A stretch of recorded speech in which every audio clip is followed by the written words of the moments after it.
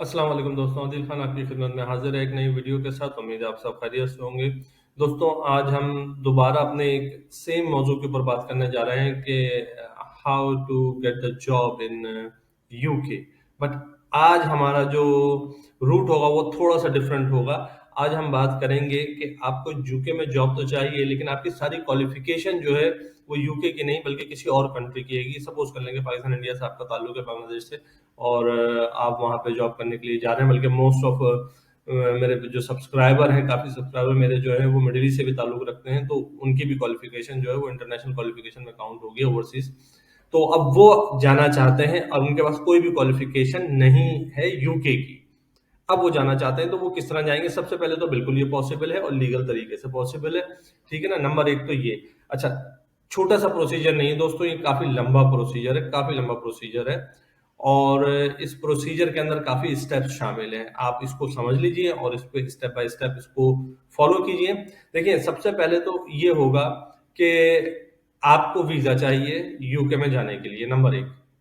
ठीक है ना सर? हो सकता है आप पहले से वहाँ मौजूद हैं, ये भी मुमकिन है। हो सकता है आपके पास कोई वीज़ा है कि आप वहाँ जा सकते हैं।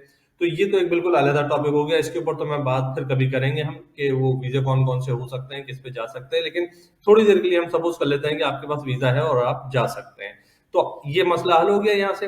अच्छा, दूसरा मसला ये होगा, जो सेकंड स्टेप है, उसके अंदर आपने अपनी तमाम डिग्रीज़ और ट्रांसक्रिप्ट जो है वो एक इदारा है नैरिक, NARIC, नैरिक।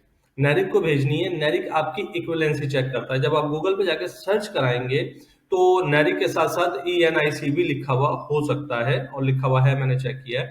तो इससे कंफ्यूज मत होइएगा आप बिल्कुल, क्योंकि यूरोपियन यूनियन से हटने के बाद इस इदारे ने अपना नाम चेंज कर लिया। क्यों चेंज कर लिया बहरहाल इसका मुझे नहीं पता, लेकिन नाम चेंज कर लिया। इदारा वही है, उसकी उसका पर्पस भी बिल्कुल वही है कि वो आपके डिग्री सर्टिफिकेट्स वगैरह की इक्विवेलेंसी चेक करते हैं। आप ये अपने सारे डॉक्यूमेंट इनको भेजेंगे, इनकी फीस है वो आप पे करेंगे, इक्विवेलेंसी निकलवाएंगे।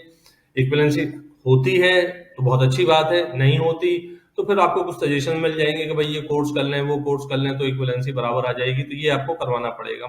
इंग्लिश की नॉर्मली नहीं होती है, वो कहते हैं कि आप इंग्लिश का कोई एग्जाम दें, तो उसके लिए हमारे पास सीधा सीधा आइल्स होता है। आप आइल्स दे दीजिए, और वो तो वैसे ही दे दीजिए, क्योंकि अक्सर करके इंस्टीट्यूशंस की भी रिक्वायरमेंट होती है कि आप आइल्स ले आए, तो वो तो आप वैसे ही दे दीजिए। ठीक है ना? ये आपका सेकंड स्टेप हो गया जी। सेकंड स्टेप में आपने अपनी डिग्री की इक्विवेलेंसी निकलवा ली है। अब तीसरा स्टेप जो है वो जॉब ढूंढने का है। जॉब ढूंढिए आप। अच्छा, जॉब ढूंढने के लिए दो चीजें हैं। नंबर एक, गवर्नमेंट स्कूल, और नंबर टू, प्राइवेट स्कूल्स। ठीक है ना? प्राइवेट स्कूल्स का रेशियो बहुत कम है, 2-3% है खाली, लेकिन ये है कि मौजूद है। आप अप्लाई कर सकते हैं, गूगल पे जाएं, सर्च करवाएं, और आपको बहुत मिल जाएगा। लेकिन जब मोस्टली आप गवर्नमेंट के स्कूल्स में अप्लाई करेंगे, जब गवर्नमेंट के स्कूल्स में अप्लाई करेंगे तो प्लीज जिस वक्त आप जॉब सर्च करा रहे होंगे तो इस चीज का ख्याल रखिएगा कि आप एक जनरल सर्च मत कीजिएगा कि jobs in UK, teacher job in UK. उसमें ये होता है कि आपको बहुत सारी जो है ना वो एडवर्टाइजिंग वाली एजेंसियां भी मिल जाएंगी आपको, जो डिफरेंट एजेंसीज को जो है वो प्रमोट कर रही होंगी। रिक्रूटमेंट एजेंसीज भी मिल जाएंगी। आपने बहुत स्पेसिफिक होना है, आपने सिटी का नाम लिखना है। सपोज करें कि आप बर्मिंघम लिख रहे हैं, बर्मिंघम का नाम लिखना है, उसको सर्च करवाना है, वहां पे जॉब होगा। ये कि जब आप इस तरह सर्च करवाएंगे तो उस काउंसिल की वेबसाइट आपके पास आएगी, उस एरिया की वेबसाइट आपके पास आएगी, और उन्होंने मेंशन की हुई होगी वो स्पेसिफिक एरिया की जॉब। लाइक बर्मिंघम की काउंसिल में जब आप जाएंगे और जॉब सर्च कराएंगे, जॉब सर्च करेंगे उनकी वेबसाइट के ऊपर, तो आपको सिर्फ बर्मिंघम की जॉब मिलेंगी जो कि वहां के पब्लिक स्कूल्स की होंगी। ठीक है ना? तो उसमें किसी भी किस्म का जो है ना डरने की बात नहीं है कि ये कहाँ है, किधर है, असली है, नकली है। तो वो नहीं, वो है ही गवर्नमेंट की वेबसाइट, तो आपको बड़ा स्ट्रेट आंसर वहां से मिलेगा। ठीक? तो इसी तरह आप सिटी सिटी करके जो है ना वो सर्च कराइएगा, तो उसमें डिफरेंट सिटीज की काउंसिल आएंगी, उनकी वेबसाइट्स होंगी, वहां पे जॉब सर्च कीजिए अपनी। अगर आपको मिलती है तो बहुत अच्छी बात है। अब जी हम सपोज कर लेते हैं आपको जॉब मिल गई। ठीक है ना? अच्छा, जॉब मिल गई। जॉब मिलने के बाद अब असल पीरियड शुरू होता है आपका वर्किंग का, 4 साल। अब आप 4 साल काम कर सकते हैं विदाउट QTS। अब आप 4 साल काम कर सकते हैं। 4 साल आपने काम कर लिया, ठीक है ना? उसके बाद आपको QTS चाहिए होगा, लेकिन इसका हल ये है कि जैसे ही आपकी जॉब शुरू हो वैसे ही एक टीचर बनने का एक सेपरेट रूट है वहां पर यूके में, जिसको हम असेसमेंट रूट कहते हैं। ठीक है ना? आप असेसमेंट रूट के ऊपर जाएंगे और जाकर उनको कहेंगे कि मुझे असेसमेंट रूट के ऊपर ले लें, और मुझे QTS चाहिए, तो वो आपकी असेसमेंट भी शुरू हो जाएगी उसी में ही। ठीक है ना? वो फिर उस पे हम फिर कभी बात करेंगे कि वो किस तरह से होगी, लेकिन ये है कि वो ये होगा कि आप असेसमेंट शुरू करवा लेंगे अपनी, ठीक है ना? वो 1 साल की होगी तकरीबन, सही है? वो आप असेसमेंट शुरू करवा लेंगे और अगर आप असेसमेंट में पास हो जाते हैं, साल भर लगेगा उसमें, तो आपको क्यूटीएस मिल जाएगा। तो यानी कि वो जो 4 साल का पीरियड गवर्नमेंट ने आपको अलाउ किया है टीचर बनने के लिए विदाउट क्यूटीएस, उसी के दौरान आप क्यूटीएस ले लेंगे आप, ठीक है ना? That's a legal procedure. Okay, वो आपने क्यूटीएस ले लिया, फिर तो मामला ही खत्म हो गया। इस जगह मुझे अपने एक दोस्त की बात याद आ रही है, जी जिंदगी बन गई यहाँ पे। तो वो ये होगा। लेकिन दोस्तों, यहाँ पर एक इशू है जो मैं आपको बताना चाहता हूँ। वो इशू ये है, यूके और मिडिल ईस्ट वगैरह से मेरा काफी ताल्लुक रहा है टीचिंग के हवाले से। तो मैं अगर बहुत अपना जहन दौड़ाऊं ना इन 13 साल के मेरे एक्सपीरियंस में, तो मुझे मुश्किल से 4-5 लोग मिले हैं जिन्होंने ये कहा है कि उन्होंने इस रूट के जरिए जो है वो यूके में टीचिंग की है या टीचर की जॉब हासिल की है।